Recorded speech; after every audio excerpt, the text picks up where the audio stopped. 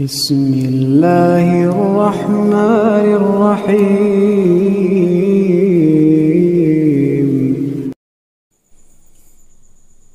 بسم اللہ الرحمن الرحیم۔ اللہ کے ڈر اور خوف کے نسلوں میں اثرات۔ ایک رات امیر المؤمنین حضرت عمر بن الخطاب رضی اللہ تعالیٰ عنہ اپنے خادم کے ساتھ گشت کے لیے نکلے۔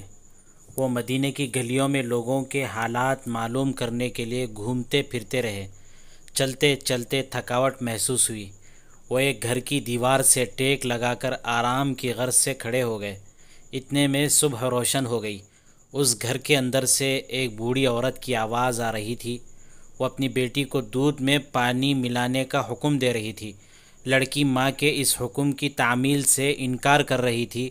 وہ کہہ رہی تھی، امیر المؤمنین نے دودھ میں پانی ملانے سے منع کیا ہوا ہے اور بذریعہ منادی اس کا اعلان بھی کر دیا ہے۔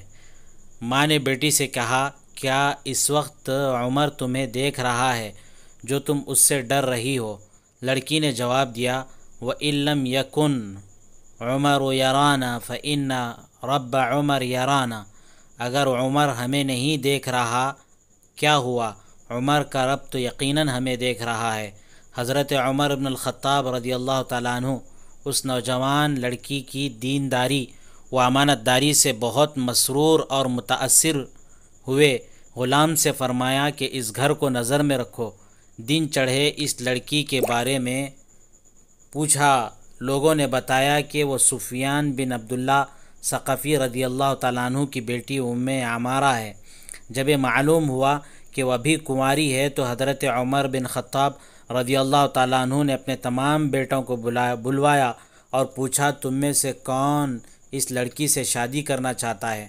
ان کے بیٹے عاصم کہنے لگے، میں شادی کرنا چاہتا ہوں۔ چنانچہ ان کے لیے امیر المؤمنین نے اس لڑکی کا رشتہ مانگ لیا اور عاصم کی شادی اس نیک بخت لڑکی سے ہو گئی۔ عاصم کے یہاں بیٹی پیدا ہوئی، اس کا نام عاصم رکھا گیا۔ یہ عمر فاروق رضی اللہ تعالیٰ عنہ کی پوتی تھی۔ جب سن بلوغت کو پہنچی تو ان کی شادی مروان بن حکم کے بیٹے عبدالعزیز سے ہوئی۔ اب عاصم کے یہاں ایک بیٹا پیدا ہوا، اس کا نام انہوں نے اپنے دادا کے نام پر عمر رکھا۔ یہ وہی عمر بن عبدالعزیز رحمہ اللہ ہیں جو خلیفۃ المسلمین بنے، جنہیں پانچویں خلیفہ راشد بھی کہا جاتا ہے، کیونکہ ان کے دور میں اسلام کا شباب لوٹ آیا تھا۔ یہ اللہ کے ڈر و خوف کا نتیجہ اور ایک متقی و پرہیزگار لڑکی کے اللہ کا ڈر خوف کا نتیجہ تھا کہ جس کے نسلوں میں اثرات دیکھے گئے۔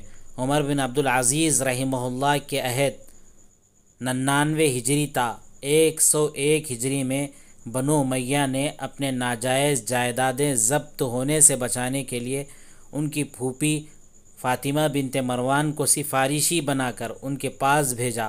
انہوں نے پھوپھی کو سمجھا بجھا کر واپس کر دیا۔ فاطمہ نے واپس آ کر بنو امیہ سے کہا، تم نے فاروق اعظم رضی اللہ تعالیٰ عنہ کی بیٹی سے رشتہ کیا تھا، لہذا فاروقی رنگ ان کی اولاد میں بھی موجود ہے، ان کی اولاد میں بھی موجود ہے۔ جزاکم اللہ خیر و احسن الجزاء۔ ہمارے چینل کو سبسکرائب کریں، ویڈیو کو لائک کریں، شیئر کریں۔ جزاکم اللہ خیر و احسن الجزاء۔